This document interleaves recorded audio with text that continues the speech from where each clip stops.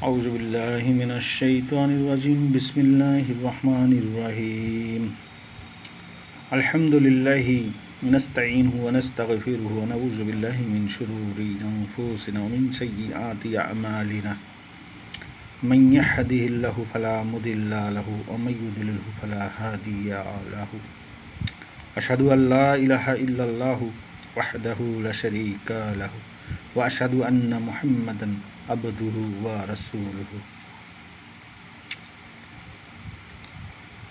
প্রিয় YouTube viewers, আজকে আপনাদের সামনে একটি ভিডিও দিচ্ছি। এক ভাই কমেন্ট করেছেন যে নকশার বা আয়াতের বা কোনো সূরার জাকাত কিভাবে দিবে, তার দিন তারিখ ক্ষণ কিভাবে হবে সে বিষয়ে একটি ভিডিও চেয়েছেন, তার জন্য এই ভিডিওটি করতেছি। প্রিয় ইউটিউব ভিউয়ার্স, যারা আমার চ্যানেলটি দেশ এবং দেশের বাইরে থেকে দেখতেছেন তাদের সকলের প্রতি সালাম এবং শুভকামনা রইল। তো আব্দুর রহমান ভাই কমেন্ট করেছেন, তার প্রেক্ষিতে দিচ্ছি, সকলের উপকার হবে অবশ্য। প্রথমে জানিয়ে রাখি, আমার ইলমুল আদাত নামে যে কিতাবটি, সে কিতাবের ডিটেলস ব্যাখ্যা রয়েছে, বিশ্লেষণ রয়েছে, এবং আরেকটি কিতাবের কাজ আমি শুরু করেছি, সেটা হলো গুপ্ত আমল। যে আমলগুলো কোরআনের মধ্যে গুপ্ত রয়েছে, যেগুলো হাদিসেও আসে নাই এবং সেগুলো একমাত্র আলবাব প্রকৃতির লোক যারা বিশেষ জ্ঞান সম্পন্ন লোক, তারা সেগুলো ইশারায় বুঝে থাকে এবং সেগুলো নফল হিসাবে বা আমল করা যেতে পারে, সে বিষয়ে আমি একটি কিতাবের সূচনা করেছি, সেটা হলো গুপ্ত আমল। তবে সেগুলো সুন্নাহ এবং শরিয়ার ভিত্তিতে বিবেচনা করবেন না, তবে সেখানে শরিয়া এবং সুন্নাহর ভিত্তিতেও কিছু আমল রয়েছে এবং রুহানিয়াতের মাধ্যমে কিছু আমল রয়েছে, সেটা রুহানি কাজের জন্য, একমাত্র রুহানি কাজের জন্য। গুপ্তভেদ আছে কোরআনের মধ্যে, অনেক গুপ্তভেদ। কোরআনের মধ্যে তো শুধু সারমর্ম বাক্যগুলো আল্লাহ রব্বুল আলামিন ইঙ্গিত আকারে, উদাহরণ আকারে এবং স্পষ্টভাবে, কিছু অস্পষ্টভাবে তিনি উল্লেখ করেছেন এবং বিশদ বর্ণনা করেছেন। তো এখানে এ বিষয়ে আজকে সেই কমেন্টের প্রেক্ষিতে ভিডিওটি লম্বা হয়ে যায়। তো জাকাত কিভাবে দেবেন সে বিষয়ে আলোচনা করছি। তো এই নকশাটি দেখতেছেন, এই নকশাটি সূরা আল কাউসারের 3টি আয়াতের এটি নকশা। এই নকশাটির আবজাদ সংখ্যা হলো 2763, অর্থাৎ 2763, অর্থাৎ 2763। তো আপনারা প্রথমে করবেন কি, ওই আয়াত বা নকশার বা সূরার আবজাদ কামরি থেকে আবজাদ সংখ্যা বের করবেন, আদাদ বের করবেন, মোট আদাদ বের করবেন। সেই আদাদকে নিয়ে আপনার জাকাত বের করতে হবে, জব সংখ্যা বের করতে হবে, দিন তারিখ বের করতে হবে। প্রথমেই যে কাজটি করবেন, মোট আদাদ সংখ্যাকে আপনি 12 দ্বারা ভাগ করবেন। 12 দ্বারা ভাগ করার পর অবশিষ্ট যা থাকবে সেটা হবে রাশি নম্বর। সেই রাশিতেই আপনি দিন পাবেন, তারপরে সেতারা পাবেন এবং লগ্ন সময় পাবেন, সেটা দেখে আপনাকে করতে হবে। আর জাকাতটা কিভাবে দেবেন, জাকাত নিসাব পরিমাণ, হাদিসের ভাষায় নিসাব পরিমাণের উপর জাকাত হয়। তো এই ক্ষেত্রে একটু জাকাতটি ভিন্ন। এখানে আমলের জাকাত আছে এবং সেই আমলটা হাসিল হওয়ার পরে তার জাকাত রয়েছে। আমল যে করবেন তার জাকাত এবং আমল হাসিল হওয়ার পর যে যা উপার্জন হবে তার উপর জাকাত দিতে হবে। তাহলে সেটা দিয়ে আপনি সারা জীবন কাজ করতে পারবেন, কোনো সমস্যা হবে না। যে সকল আমেল কবিরাজ ভাইরা জাকাত প্রদান না করে কাজ করেন, পরক্ষণে দেখবেন যে তার অনেক ক্ষতি হয়ে যায়। যে অর্থ উপার্জন করে তার দ্বিগুণ অর্থ ব্যয় হয়ে যায়। তো আসি, প্রথমে দেখুন, একটি আমল বা একটি নকশা তৈরি করতে বহু বিষয়ের প্রয়োজন রয়েছে। এই সমস্ত বিষয়গুলো প্রয়োজন হয়। তার মধ্যে একটি আছে জাকাত। তো জাকাতটি কিভাবে দিবেন আমি দেখাচ্ছি।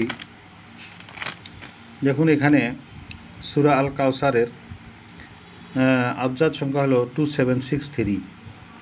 তো এই সংখ্যাকে আপনি কি করবেন, 2%, 2.5% বের করবেন, 2.5% অথবা 40 ভাগের 1 ভাগ নেবেন। তো 2.5% ধরে বের করলে আপনার এটার সংখ্যা বের হবে আপনার 59.075, অর্থাৎ 60 বার।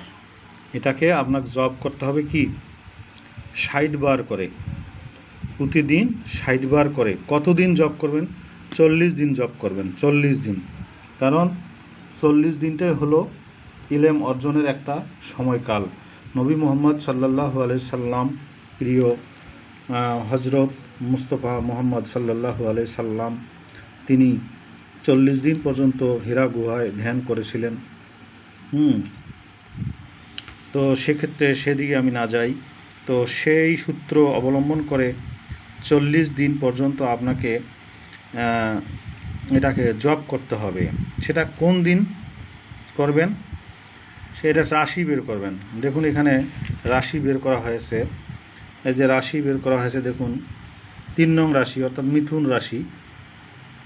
সেই মিথুন রাশির সেতারা হইল আতরাত সেতারা, দিনের নাম হলো বুধবার এবং সময় হলো সেই বুধবারের সময় হলো বেলা 4 ঘটিকা, বেলা 4 ঘটিকার সময়, 4 ঘটিকার সময়। যদি আসরের আজানের আগে হয় অথবা আসরের নামাজের পরে, তবে 4 থেকে 5টার মধ্যে, 4টা থেকে 5টার মধ্যে এই আমলটা শুরু করতে হবে। 60 বার আপনাকে এই সূরাটি তিলাওয়াত করতে হবে। ইন্না আতাইনাকাল কাউসার ফাসাল্লি লিরাব্বিকা ওয়ানহার ইন্না শানিআকা হুয়াল আবতার। এই যে আয়াতটি আছে, আমার উচ্চারণে হয়তো ভুল আছে, আপনারা সঠিক করে উচ্চারণ করবেন, কারণ আমি মাদ্রাসার কোনো ছাত্র নই, বারবার বলি, ক্ষমা দৃষ্টিতে দেখবেন। তো সেটা কি করতে হবে? 40 বার করে বুধবারের দিন আপনাকে এই আমলটি শুরু করতে হবে। মেয়াদ কত দিন? 40 দিন। 40 দিনে আপনি এটা পূর্ণ করতে পারেন, অথবা আপনি 3 দিনেও এটার যদি বেশি করে পাঠ করেন তাহলে 3 দিয়ে ভাগ করে যত হয় সেই সংখ্যা অনুযায়ী আপনি 3 বুধবার এটা পাঠ করবেন। তো দেখা গেল আতরাসেদা বুধবার বেলা 4 ঘটিকা মিথুন রাশির খসিয়তে এটা আপনাকে জব করে নিতে হবে। তাহলে আপনি এই আয়াতের আমেল হয়ে যাবেন, এই আয়াতের আমেল হয়ে যাবেন। তাহলে এখন জাকাত কিভাবে দিবেন? জাকাত দিতে গেলে এই সংখ্যাটা আপনার 2.5% বের করতে হবে। 2.5% বের করলে হয় 69.075, অর্থাৎ 70 ধরবেন।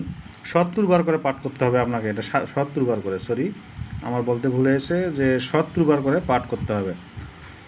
তো 70 বার করে পাঠ করার পর যখন 40 দিন পূর্ণ হয়ে তখন এটার আপনি আমেল হয়ে গেলেন। তারপরে কি করতে হবে? ওই আমল চলাকালীন সময়ে যেদিন আমল করবেন ওই দিন আপনাকে 70, যদি নকশা লেখেন তাহলে 70টি নকশা আপনাকে লিখে আটার গুলির মধ্যে ওই নকশাগুলো ভরাতে হবে। ভরিয়ে সেই দিনই ওই 4টা থেকে 5টার মধ্যে নদীর মধ্যে এই 70টি গুলি আপনাকে নিক্ষেপ করতে হবে নদীর মধ্যে।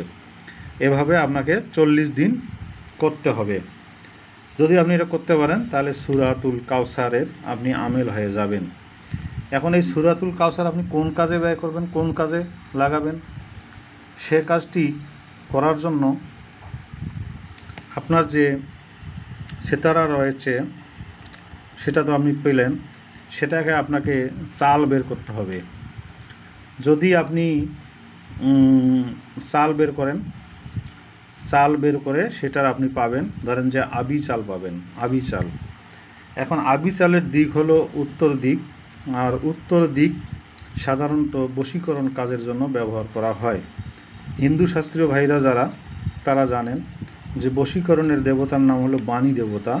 সেই বাণী দেবতার আপনাকে স্মরণ করে যারা হিন্দু শাস্ত্রীয় অবলম্বন করেন তাদেরকে বাণী দেবের স্মরণে করতে হবে। আর যারা মুসলিম ধর্মের আছেন তারা ওই রাশির মুয়াক্কেলকে স্মরণ করতে হবে এবং এই আয়াতের ওপর পূর্ণ বিশ্বাস এবং আল্লাহর ওপর তাওয়াক্কুল করে সৈন্ধব লবণ এবং আতর আম্বর জ্বালিয়ে করতে হবে। আচ্ছা, যখন আপনি কাজ করবেন, কাজ করার ক্ষেত্রে আপনাকে হয় একটি বকরি অথবা আপনি মোরগ জবেহ করে সেটা রক্ত দিয়ে সেই তাবিজ যদি আপনি নকশা করেন, সেই নকশা লিখে রূপার মাদুলিতে রুগীকে ভরিয়ে গলার মধ্যে পরাতে হবে এবং একটি নকশা লিখে পানিতে বা দম করে পানিতে পাট করে খাইয়ে দিতে হবে। তো এটা একবার করলে যদি আমেল হতে চান তো একবার এটা করবেন, সাদকা দিয়ে দেবেন একটি বকরি অথবা মোরগ এবং কিছু চাল কাপড় সহ গরিবকে দান করবেন, তাহলে আপনি আমেল হয়ে যাবেন। আচ্ছা, আমেল হওয়ার পরে এই আয়াত বা সূরা বা এই নকশা দিয়ে কাজ করার পর যে অর্থ আপনার উপার্জন হবে সেই অর্থ থেকে আপনাকে 2.5% টাকা আপনার গরিবের প্রতি দান করতে হবে। তাহলে ওই নকশার বা ওই আয়াতের বা ওই সূরার মুয়াক্কেলগণ সন্তুষ্ট থাকবে, আল্লাহ খুশি থাকবেন, আপনার কাজও হবে। ধন্যবাদ, সকলে ভালো থাকবেন। ভিডিওটি দীর্ঘ হয়ে যাচ্ছে। এই সমস্ত বিষয় আমার ইলমুল আদাদ নামে কিতাবে বিস্তারিত ব্যাখ্যা রয়েছে, আমি সময় সুযোগ হলে এগুলো জানাবো। ধন্যবাদ, সকলেই ভালো থাকবেন, সুস্থ থাকবেন। আল্লাহ হাফেজ।